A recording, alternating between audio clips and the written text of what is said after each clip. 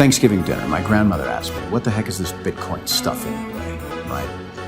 And I said to her, do you remember when Visa cards first came out? You were used to paying with cash or with a check, and then a Visa came out. It was this weird payment system that you didn't understand. And she said, yeah, I remember that. I said, well, Bitcoin is just the next evolution of another payment system. Brace yourself, Nakamoto was the foundation. What up guys, Nakamoto Crypto here, just 2 weeks after tackling $20,000 per BTC.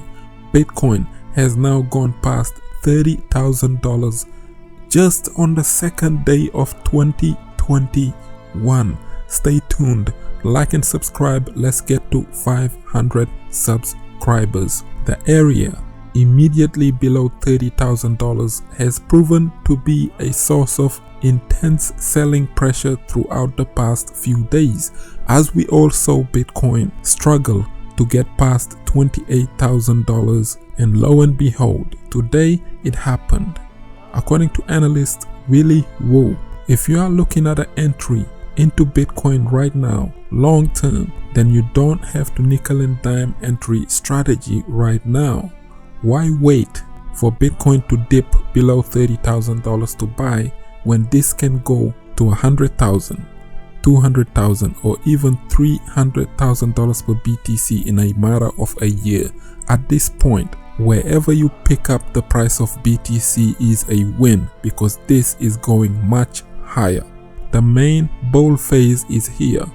Capital inflows has gone nuts, and this time is much different from 2017, as the institutions are FOMOing into Bitcoin right now, and a Bitcoin ETF could finally land on Wall Street this year in 2021, following a new application filed with the Securities and Exchange Commission this week by the big company VanEck. Regulators have been rejecting this for the past few years. Even VanEck's proposal back in September of 2019 for a Bitcoin ETF have been rejected. But this time around, a surge in Bitcoin to new all-time highs in 2020, driven by the increased adoption of institutions, combined with a changing of the guard at the SEC, could improve the chances of a regulatory approval for a Bitcoin exchange-traded fund. A Bitcoin ETF in 2021 by VanEck would follow the path of a gold ETF trust, in that VanEck would physically hold Bitcoin for their investors. Wall Street has been attempting to launch a Bitcoin ETF for years now, and this company VanEck could be the first successful one to do so if this is approved. But now, Jay Clayton, who has been opposing on the launch of a Bitcoin ETF during his time at the SEC, has just stepped down last week as the SEC's chairman. And before he left, he even dropped another bombshell on the crypto space by going after XRP as a security. And Treasury Secretary Steven Mnuchin, who has not been receptive to Bitcoin, will also be replaced by Janet Yellen next month. Bitcoin is up 300% year to date, and big name Wall Street institutions are starting to warm up to the cryptocurrency. Mass Mutual has acquired $100 million worth of Bitcoin earlier this month, and high-profile investors like Paul Tudor Jones, Stanley Druckenmiller have also gotten on board with the cryptocurrency. Also in the corporate space, companies like PayPal and Square have been purchasing Bitcoin in the past few months, in addition to facilitating the buying and selling of Bitcoin in their respective apps. Still, there are hurdles for a Bitcoin ETF to be approved, as it seeks acceptance amongst the regulators, and it will likely hinge on who President-elect Joe Biden chooses to run the SEC. On the same token, Michael Saylor says that he has bought $2.5 billion worth of Bitcoin through MicroStrategy and other entities. In a new interview on the Funky Crypto podcast, Saylor says that he has bought tens of thousands of BTC through various organizations he is affiliated with. Saylor states that I have purchased 88,000 Bitcoin, through MicroStrategy and other entities, and I have yet to sell a single Satoshi. At the current price of $30,000 per BTC, Mycosalia's stash would be worth just above $2.5 billion. In the interview, Mycosalia advocates for long-term holding. When asked whether Bitcoin investors should take some profits now as the cryptocurrency keeps hitting new all-time highs, Salia replies that I think the way you use Bitcoin is a long-term savings account. So if you want to have a portion of your money that you like to gamble and speculate with and bet on things that you are passionate about, then take that part of your money and invest it in new ventures or invest it in cool things. Take another portion of your money that you want to save for the next 20-30 years and put that into Bitcoin. Just leave it there. Don't get caught up in all the back and forth when it comes to Bitcoin. Just leave your money in there with an intention to pull it out 5, 10, 15 years from now. How are you going to feel if you sell at 27,000, then you wake up one morning and Bitcoin goes to 82,000?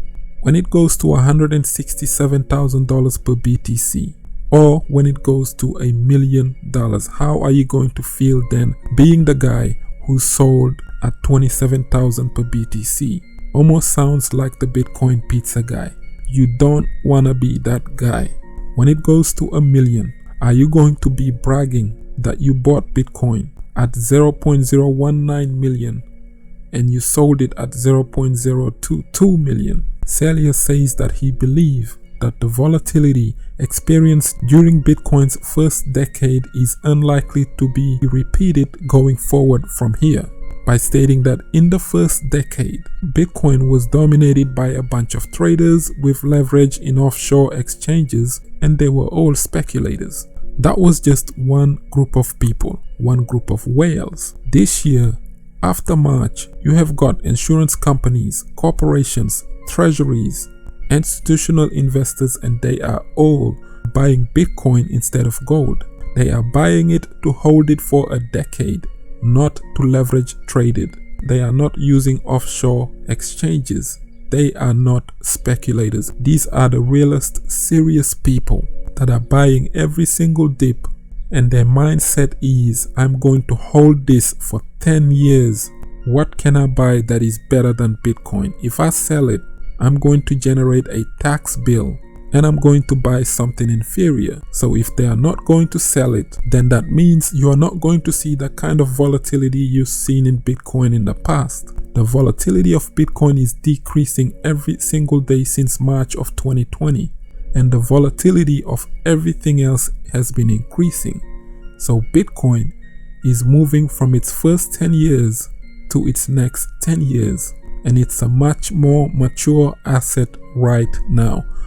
There is a chance that you will never see a 30, 40, 50% corrections in between these bull markets consistently like you saw in 2017. That was whales dumping as they couldn't believe that the price of BTC just went from $300 to $3,000. They thought that was the high, and then it dips 20-30%, then carries on to $5,000, $6,000, $7,000. Some more whales get excited, dump on the market. That's how it traveled all the way up to $20,000. This time around, hodlers are buying. Insurance companies who are not going to sell this thing for the next 10 years. That's why Bitcoin is a maturing asset class, and it is a store of value, a hedge against inflation. What are your thoughts on a $32,000 Bitcoin? Let us know in the comment section below. Like the video, share, subscribe for some daily crypto content. I have been Mr. Nakamoto Crypto, and I'm out. Bitcoin under $8,000. Buy it. Bitcoin under $5,000. Buy it. Bitcoin over $10,000. Buy it. Bitcoin is over $20,000. Buy it. Bitcoin under $8,000. Buy it. Bitcoin under $5,000. Buy it. Bitcoin is over $10,000. Buy it. Bitcoin is over $20,000. Best performing asset in the last 10 years. True. Look into crypto, we need volunteers. No need to tiptoe, it won't disappear. Do your research, history made it clear.